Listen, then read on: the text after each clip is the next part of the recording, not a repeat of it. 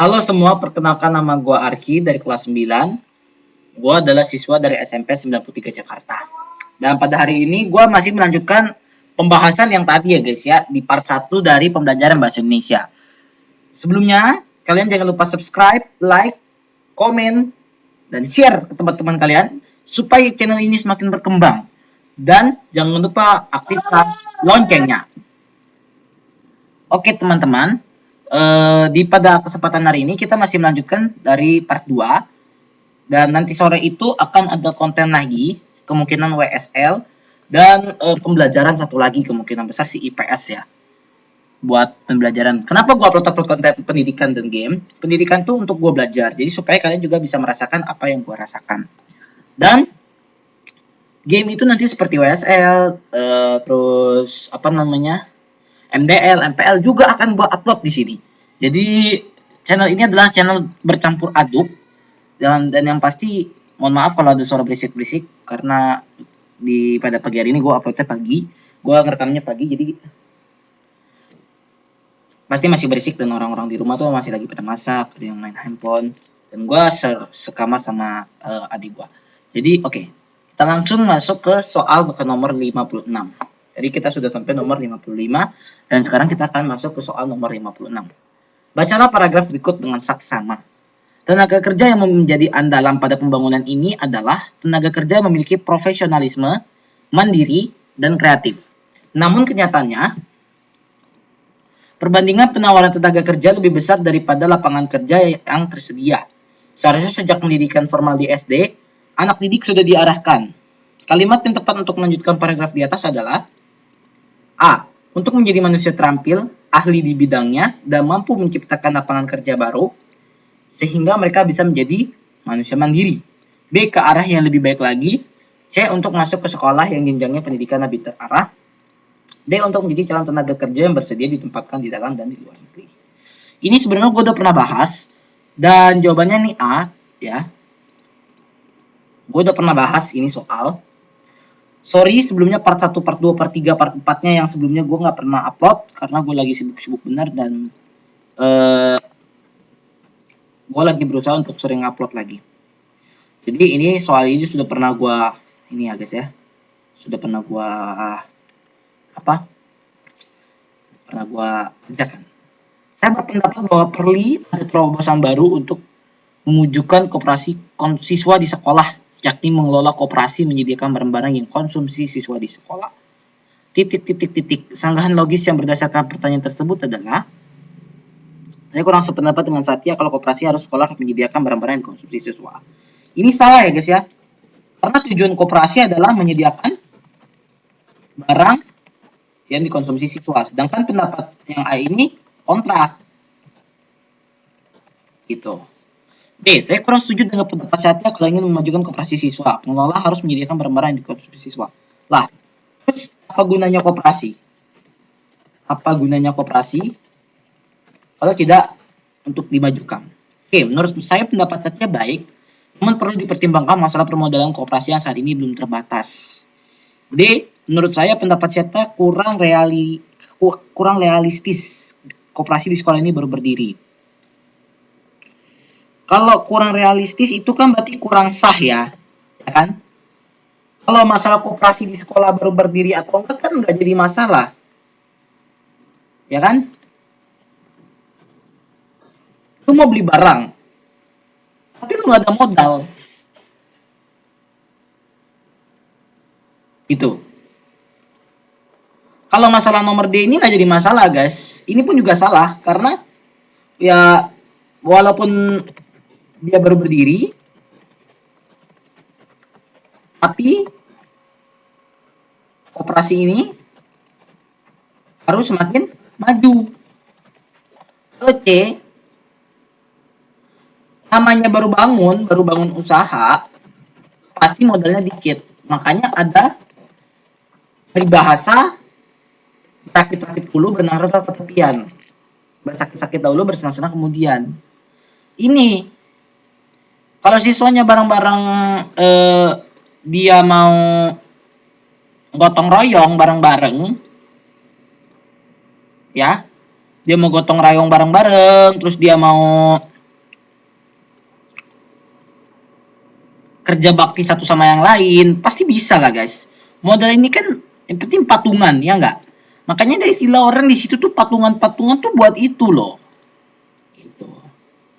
Nomor 58. Bacalah kutipan karya tulisan berikut ini.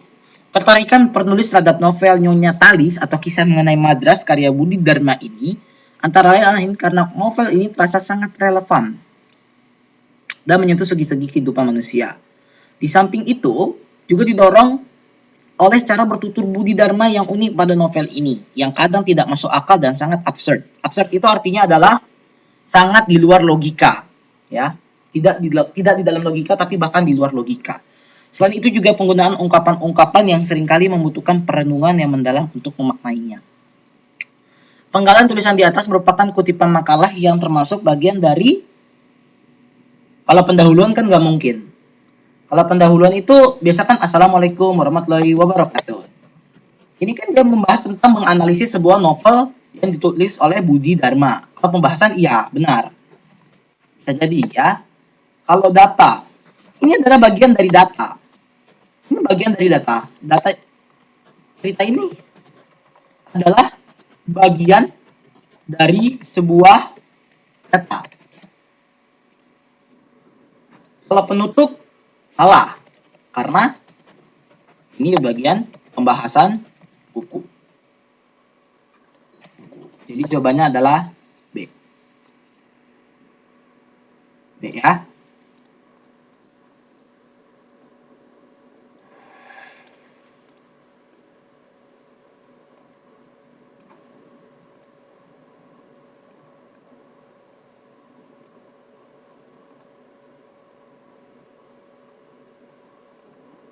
Nomor 59. Mobil ambulans meraung-meraung mengantarkan jenazah korban kebakaran yang bermaja sama. Ia menutup pusaran ibunya dengan tanah merah sambil menangis. Terimalah pemberianku ini dengan tawa dan riang. Salah ya.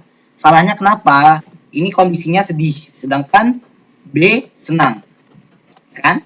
Penama padi merintih kesakitan pada musim parau sepanjang ini.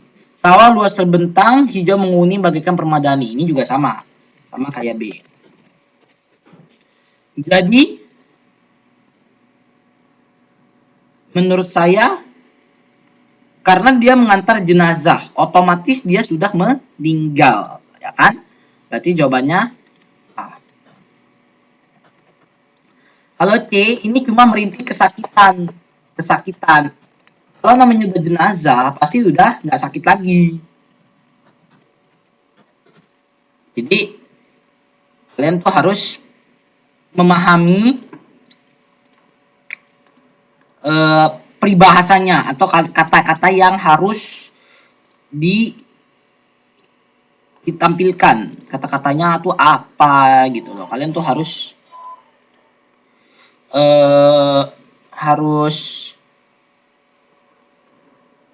harus baca baik-baik. Kalau soalnya susah, diulang lagi sampai kalian bisa. Jadi itu adalah tips dari gua untuk supaya kalian bisa mengerjakan bahasa Indonesia dengan baik dan benar. Jadi saya ulang, satu adalah kalian kalau misalkan kagak mengerti, kalian ulang terus, baca terus sampai benar-benar otak kalian tuh ngerti dan paham. Yang kedua, kalian itu adalah harus lebih sering-sering baca atau sering-sering menjawab soal-soal baik dari Google ataupun media sosial yang lain. Dan ini gua ambil soal dari Google ya guys ya. Dari https://chandraedukasi.blogspot.com. Kalau kalian mau lihat soalnya, kalian bisa ke link itu. Nanti gue akan mungkin taruh. Kalau enggak ya mohon maaf. Jadi itu tips-tips guide 2. Cuma 2. Dan dengerin perintah guru. Nah itu aja. Nomor 60. Ketika aku menjemput paman di stasiun Gubeng, aku berjumpa dengan sobat kecilku yang mempunyai kegembiraan sama denganku, yaitu mengumpulkan perangko. Kami berpelukan melepas rindu. Tak tahu paman sudah berada di sampingku menatap dengan syahdu. Kalau menurut aku, kalimat yang tidak baku ini sepertinya sih A. B, B, E, dan D adalah kata baku. A. Menjemput station dan syahdu. Station itu kan bahasa Inggris. Bahasa Inggris. Yang artinya, kalian udah pasti tahu lah ya, stasiun. Jadi, station itu bukan bahasa yang baku, tapi adalah bahasa yang tidak baku. Nomor 61. Kegiatan membaca merupakan upaya titik-titik informasi dari bacaan tersebut. Merupakan langkah awal dalam upaya memperkaya diri dengan ilmu pengetahuan. Langkah selanjutnya adalah titik-titik upaya pemahaman yang tepat terhadap isi bacaan. Nah, ini adalah soal tentang mengisi titik-titik. Mengisi titik.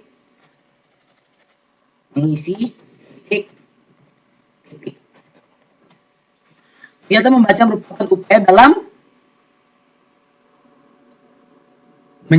penyerapan informasi atau menyerap informasi. Tapi kalau soalnya sih, kalau bawah kan melakukan ya, melakukan. Berarti jawabannya adalah E. Karena di bawah itu sudah pasti ada melakukan. Lanjut ya, nomor 62. Baca penggalang. Memang tidak dipungkiri gaji PNS sangatlah rendah. Inilah yang membuat pemerintah sulit untuk bisa memacu produktivitasnya. Sebaliknya, untuk menaikkan secara signifikan gaji PNS, anggaran yang dibutuhkan sangat besar karena jumlahnya mencapai 3,6 juta. Untuk memberikan gaji ke-13 saja, pemerintah harus menyediakan dana sebesar 7,6 triliun. Jawaban untuk keluar dari persoalan ini tidak bisa lain, kecuali melakukan reformasi. Birokrasi reformasi itu artinya perubahan ya. Terutama rasionalisasi jumlah PNS. Rasionalisasi itu maksudnya memecah-mecah gitu loh. Pemerintah pusat, sebab jumlah PNS yang ada terlalu besar dibandingkan yang dibutuhkan. Dengan adanya rasionalisasi, pemerintah pusat pasti akan mempunyai kemampuan untuk memperbaiki sistem gaji. Bukan hanya itu, pemerintah lebih mungkin untuk menerapkan sistem reward and punishment. Reward untung, punishment rugi. Maksudnya punishment itu adalah denda. Penggalang tajuk untuk rencana tersebut mengungkapkan masalah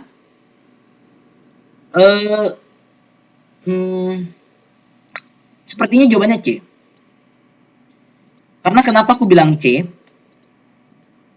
Kalau gaji PNS sangat rendah, itu kurang lengkap. Pokoknya A dan C itu, A, B, dan D itu dia kurang lengkap. A, B,